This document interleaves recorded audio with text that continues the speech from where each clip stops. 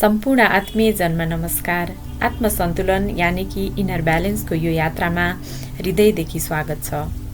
आज म तपाईहरुसँग मेरो एउटा जीवन कथा बाँड्दैछु। एउटा यस्तो कथा जसले मलाई बलियो बनायो, आत्मनिर्भर र कृतज्ञ बनायो।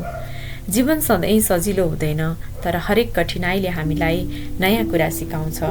यो मेरो सङ्घर्ष, माया र आत्मविश्वासको कथा हो, जसले मलाई आफै भित्रबाट रूपान्तरण गरायो। जब म आफ्नो विगत सम्झन्छु, म आफैलाई एक निश्चिन्त, खुसी र साधारण तर आत्मविश्वासी युवतीका रूपमा देख्छु। त्यो समय म सपनामा रमाउने, जीवनलाई सरल दृष्टिले हेर्ने र साना खुसीहरूमा संसार खोज्ने स्वभावकी थिएँ।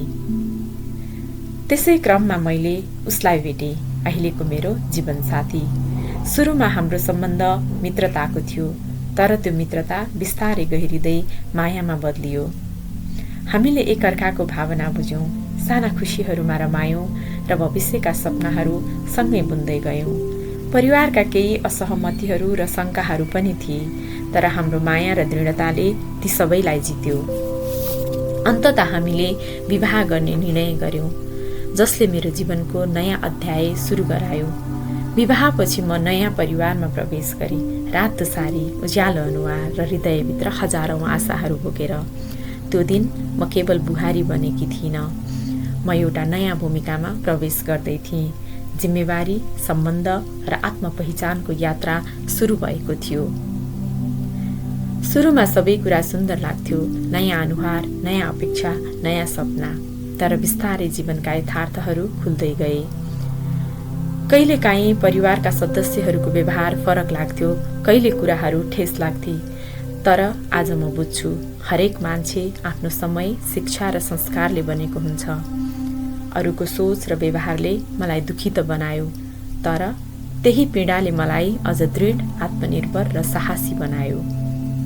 मैले पढाइ जारी राखेँ, आँसु र थकान बीच पनि सपना बाँधे। स्नातकोत्तर र एमफिलसम्मको अध्ययन उत्कृष्ट नतिजासहित पूरा गरेँ र जागिर खोज्दै स्वतन्त्रताको बाटो समातेँ। तर त्यो यात्रा सजिलो थिएन। सानो छोरीलाई घरमा छोडेर टाढाको कार्यस्थलमा काम गर्नुपर्दाको पीडा। हुन त मेरो आफ्नै आमा बुबा उसको हेरचाहमा हुनुहुन्थ्यो। म सधैँ उहाँहरूप्रति आभारी छु। व्यस्त जीवन र काम बीच पनि उहाँहरूले मेरो 7 महिनाकी सानी छोरीलाई माया र समर्पण सहित हुर्काउनु भयो। उहाँहरूको माया र समर्थनले मलाई अझ दृढ र जिम्मेवार बनायो। मेरो छोरी उहाँहरूकै साथमा खुसी साथ हुर्की। ऊ मेरो आमालाई मामु भन्थी र मलाई मेरो बहिनीहरू सरह ठान्थी। मेरो महिनामा एकपटकको भेटले उसलाई लाग्थ्यो म पनि उसकी आन्टी हुँ। जब ऊ मलाई आनी भनेर बोलाउँथी, त्यो आवाज सुन्दा मन दुख्थ्यो, आँखाबाट आँसु झर्थ्यो। तर म आफैलाई सम्झाउँथे, एक दिन ऊ ठुली भएपछि सबै बुझ्नेछ, ऊ मलाई धेरै माया गर्नेछ। छोरीको तोते आवाज, उसको आनी भनेर बोलाउने स्वर, मसँग नभएको खालीपन, यी सबैले मन भारी हुन्थ्यो। तर मैले कहिल्यै हार मानिनँ। म आफैलाई सम्झाउँथे, आजको सङ्घर्ष नै भोलिको शक्ति हो।